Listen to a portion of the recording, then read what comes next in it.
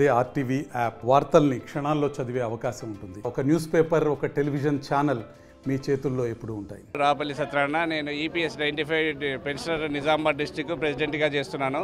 మేము నా national president అయిన అశోక్ రావత్ గారు ఢిల్లీ నుంచి ఆదేశించిన ప్రకారము ఈరోజు ఆల్ ఇండియా లెవెల్లో అన్ని పిఎఫ్ ఆఫీసుల ఎదురుగా మా పెన్షనర్స్ అందరము మా మినిమం పెన్షన్ పెంపుదల కోసమే ధర్నా కార్యక్రమం చేపట్టడం జరిగింది.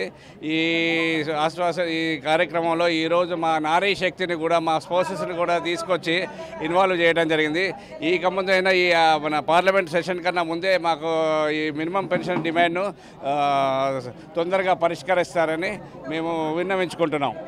మా ఆర్టీసీ ప్రభుత్వం తరపున అందరి నమస్కారాలు తెలుపుతున్నాము.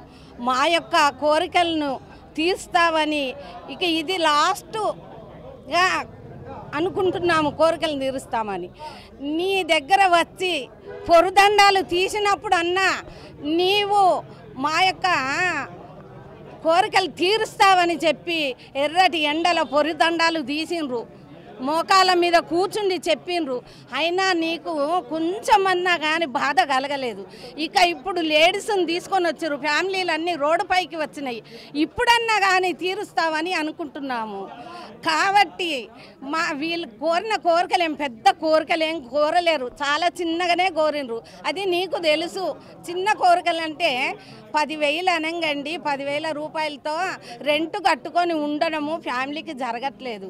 ఈ చిన్న సార్లీతోటి ఇంట్లో ఫ్యామిలీల మధ్యలో చాలా చెప్పలేనని గొడవలు వస్తున్నవి. కాబట్టి ఒకరికి లక్షల పింఛను ఉంది, అది మీకు తెలుసు. వాళ్ళకి లక్షలు ఉందేంది, వీళ్ళకి కనీసం 10,000 రూపాయల పింఛను లేదు. అది ఎందుకని? దానివల్ల నువ్వైతే నిర్ధారణ చెయ్యాలా, చేస్తావని అనుకున్నాము. మరి నువ్వు ఉన్నదైతే పెద్ద అభివృద్ధిలో ఉన్నావు. నీవు చిన్నవాళ్ళతో అనిపించుకోకు, చిన్నవాళ్ళతో ఎలాంటి మాటలు పడద్దు. ఒక కన్న తండ్రి ఉండంటే కన్న తండ్రికి 10 మంది పిల్లలు ఉంటారు. 10 మంది పిల్లల్ని సమానికంగా చూడు. కొంచెం సమానికంగా చూడకుండా మామూలుగా చూసినా పర్వాలేదు. 10 మంది పిల్లల ముందు ఇస్తరాకులు వేసి ఓ 4 తిని, ఆ 4 కలిసి నువ్వు తిని మిగతా వాళ్ళు తినకుండా ఇస్తారులు గుంజి వేస్తుండ్రు. అది నీకు ఆనందంగా ఉందా? నీకు ఆనందం అనిపిస్తే దాన్ని మాకు ఇదే ఆనందం అనుకో. లేదు ఫైనల్గా ఇప్పుడన్నా లేడీస్ వచ్చి రోడ్డుపైకి పడ్డారని చెప్తే ఈ కోరికను తీరుస్తామని అనుకుంటున్నామండి. నా పేరు ఎస్ ఆనంద్. నేను టీఎస్ఆర్టీసీ విశ్రాంతి ఉద్యోగుల రాష్ట్ర వర్కింగ్ ప్రెసిడెంట్ని.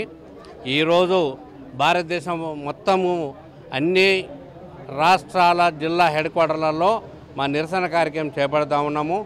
మోడీ గారికి మా రిక్వెస్ట్ ఏంటంటే, ఎన్నో సంవత్సరం 2017 నుండి కూడా మా సమస్యలు మేము చెప్తా ఉన్నాము, కానీ మా సమస్యలు పరిష్కరించలేకపోతున్నారు.